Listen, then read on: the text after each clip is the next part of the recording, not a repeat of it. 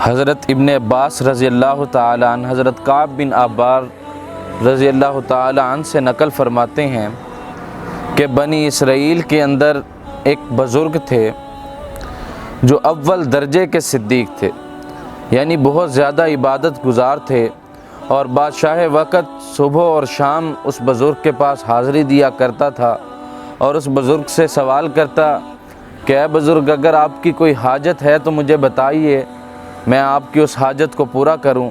تو وہ بزرگ جواب دیتا، اللہ ہی قاضی الحاجات ہے، اللہ ہی مشکلوں کو دور کرنے والا ہے، اللہ تبارک و تعالی میری ضرورتوں سے بخوبی واقف ہیں، وہی میری ضرورتوں کو پورا کرے گا۔ اللہ تبارک و تعالی نے اس بزرگ کی خانقاہ پر ایک انگوروں کی بیل اگا رکھی تھی، اس انگوروں کی بیل کے اوپر روز ایک انگوروں کا گچھا لگتا جسے کھا کر وہ بزرگ اپنی بھوک کو مٹاتا، اور اللہ تبارک و تعالی نے اس کے قریب ہی ایک پانی کا چشمہ بھی جاری کیا ہوا تھا۔ جب اسے پیاس محسوس ہوتی تو اپنا ہاتھ اس چشمہ کی طرف بڑھاتا تو اس سے پانی پی کر اپنی پیاس کو بجھا لیتا۔ چنانچہ ایک دن مغرب کے وقت ایک عورت آئی اور اس نے اس بزرگ کو آ کر آواز دی۔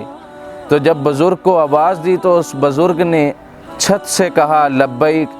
تو اس عورت نے اس بزرگ سے سوال کیا، کیا تیرا اللہ تجھے دیکھ رہا ہے؟ تو بزرگ فرمانے لگے، اللہ حی القیوم ہے، واحد و قہار ہے، حاضر و ناظر ہے، میرے باطن کا جاننے والا بھی ہے اور میرے ظاہر سے بھی بخوبی واقف ہے، میں ہر وقت اس کی نظر میں ہوں۔ تو اس عورت نے کہا کہ اے بزرگ، میں مسافر ہوں، میرا شوہر مجھ سے کافی دور ہے، اگر آپ ایک رات مجھے پناہ دے دیں تو میں آپ کی احسان مند رہوں گی۔ یہ سن کر تو اس بزرگ نے کہا اوپر تشریف لے آئیے۔ جب یہ عورت اوپر چلی گئی تو اس نے جا کر اس بزرگ کے سامنے اپنے کپڑے اتار پھینکے اور برہنہ حالت میں اس بزرگ کے سامنے کھڑی ہو گئی۔ بزرگ نے جب یہ منظر دیکھا تو اپنی آنکھیں بند کر لیں اور کہا کہ تو ہلاک ہو جائے، تو تباہ ہو جائے، تو کیا چاہتی ہے؟ تو اس عورت نے کہا، تیرا کیا جاتا ہے اگر آج کی رات تو مجھ سے فائدہ اٹھا لے۔ تو اس بزرگ نے کہا، اپنے نفس کو مخاطب کیا اور پوچھا، اے نفس تو کیا کہتا ہے؟ تو نفس کہنے لگا، اللہ کی قسم میں تو فائدہ اٹھاؤں گا۔ تو بزرگ غضبناک ہوئے اور کہنے لگے، میرے اتنے سالوں کی عبادت کو ضائع کرنا چاہتا ہے؟ تو دوزخ کے گندک کے کپڑے چاہتا ہے؟ تو چاہتا ہے مجھ سے اللہ ناراض ہو جائے اور ایسا ناراض ہو کہ کبھی راضی ہی نہ ہو۔ الغرض اس نفس نے اس بزرگ کو بہت زیادہ بہکایا۔ تو وہ بزرگ کہنے لگا کہ میں دنیا کی چھوٹی سی آگ تیرے اوپر پیش کرتا ہوں، اگر تو نے اس کو برداشت کر لیا تو پھر میں اس رات اس عورت سے فائدہ اٹھاؤں گا۔ وہ بزرگ کی طرف دیکھ رہی تھی، بزرگ کی حرکات و سکنات کو دیکھ رہی تھی، اور وہ جو گفتگو بزرگ اور اس کے نفس کے درمیان چل رہی تھی اس کو بھی سن رہی تھی۔ چنانچہ بزرگ نے دیے کی سلائی کو موٹا کر دیا، دیے کو تیل سے بھر دیا اور اس کے اوپر اپنا ہاتھ رکھ دیا۔ جب آگ نے ہاتھ کو نہ جلایا تو وہ بزرگ چیخ اٹھے کہ تجھے کیا مسئلہ ہے، تو جلاتی کیوں نہیں؟ چنانچہ اس بزرگ کا ہاتھ جب اس دیے کے اوپر تھا تو سب سے پہلے آگ نے انگوٹھا نگل لیا، پھر انگلیاں نگل لیں اور آہستہ آہستہ سارا ہاتھ کھا گئی۔ جب عورت نے یہ منظر دیکھا تو اس کی زوردار چیخ نکلی اور وہ اس دار فانی سے کوچ کر گئی۔ بزرگ نے اس کے کپڑوں سے اس کا جسم ڈھانپا اور چلے گئے۔ اگلے دن ابلیس نے سارے میں یہ افواہ پھیلا دی کہ فلاں عابد نے فلاں عورت کے ساتھ زنا کیا ہے اور زنا کے بعد اس کو قتل کر دیا ہے۔ جب یہ خبر چلتے چلتے بادشاہ تک پہنچی تو بادشاہ انتہائی غصے کی حالت میں آیا اور بزرگ کو آواز دی۔ تو اس عابد نے اوپر سے جھانکا، بادشاہ کو غصے میں دیکھا۔ بادشاہ نے کہا، وہ فلاں عورت کدھر ہے؟ تو بزرگ کہنے لگے، یہیں میرے پاس ہے۔ اس کے بعد بادشاہ نے کہا، اس عورت سے کہو میرے سامنے آئے۔ تو بزرگ کہنے لگے، وہ عورت تو مر چکی ہے۔ بادشاہ نے کہا، تیرے ساتھ زنا نہیں کیا اس لیے تو نے اس کو قتل کر دیا۔ تو بادشاہ نے اس کے عبادت خانے کو گرا دیا اور اس کے گلے کے اندر زنجیر ڈال کر اس بزرگ کو گھسیٹنے لگے۔ اس وقت کا دستور یہ تھا کہ جو زناکار ہوتا تھا، زانی آدمی ہوتا تھا، اس کو آرے کے ساتھ چیر دیا جاتا تھا۔ چنانچہ بادشاہ کے سپاہیوں نے اس بزرگ کے گلے میں رسی ڈالی، زنجیر ڈالی اور اس کو گھسیٹنا شروع کر دیا۔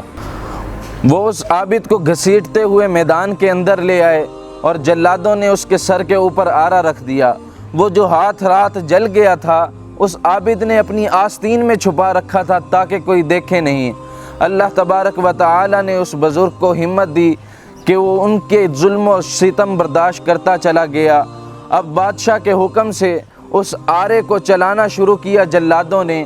جب وہ آرا چلتا چلتا دماغ تک پہنچا تو اس بزرگ کی آہ نکلی۔ اللہ تبارک و تعالی نے حضرت جبریل علیہ السلام کو حکم دیا کہ اے جبریل جاؤ اور اس عابد سے کہو کہ آہ نہ نکالے، آج ہم تمہارے صبر کا امتحان لینے والے ہیں۔ اگر تم نے آہ نکالی تو اللہ تبارک و تعالی کا غصہ اتنا زیادہ ہے کہ آسمانوں کو زمین پر گرا دے گا۔ چنانچہ اس بزرگ نے آہ نہیں نکالی، اس کے جسم کے 2 ٹکڑے کر دیے گئے۔ اللہ تبارک و تعالی نے وہ عورت جو فوت ہوئی تھی اس کے اندر روح کو لٹایا۔ وہ اٹھی اور کہنے لگی یہ تم نے ظلم کیا ہے، اس عابد نے میرے ساتھ زنا نہیں کیا تھا۔ اور ساری رات جو واقعہ ہوا اس کو سنایا، اور جب لوگوں نے اس کی آستین سے ہاتھ نکال کر دیکھا تو وہ اسی طرح جلا ہوا تھا۔ اب قوم والے کہنے لگے اگر ہمیں علم ہوتا تو ہم اس طرح کبھی نہ کرتے۔ اللہ تبارک و تعالی نے ان دونوں کو پھر سے موت کی نیند سلا دیا۔ اللہ تبارک و تعالی نے اس عورت کو پھر سے موت دے دی اور وہ جس طرح پہلے تھی اسی طرح بعد میں ہو گئی۔ اب لوگوں نے ان دونوں کے کفن دفن کا انتظام شروع کیا تو اللہ تبارک و تعالی نے فرشتوں کو حکم دیا کہ جاؤ اور اس کا جنازہ پڑھو۔ اب دونوں جنازے رکھے ہوئے ہیں تو جب لوگ اٹھانے لگے تو آواز آئی اصبروا حتی تصلی علیہ الملائکہ، لوگوں صبر کرو یہاں تک کہ فرشتے بھی ان کا جنازہ پڑھ لیں۔ اور اس کے بعد ان کو دفن کیا گیا تو اگلے دن لوگوں نے ان کی قبر کے اوپر کتبہ دیکھا کہ اللہ غفور الرحیم ہے، اللہ نے اپنے اس ولی کا نکاح جنت میں 50,000 عورتوں سے کر دیا اور مغفرت و بخشش سے نواز دیا۔ تو دوستو اللہ تبارک و تعالی کتنے مہربان ہیں۔ اگر ہم گناہ سے بچیں گے، گناہ سے بچنے کی کوشش کریں گے تو اللہ تبارک و تعالی ہمیں بھی اسی طرح نعمتوں سے نوازیں گے۔ وما علی الا البلاغ۔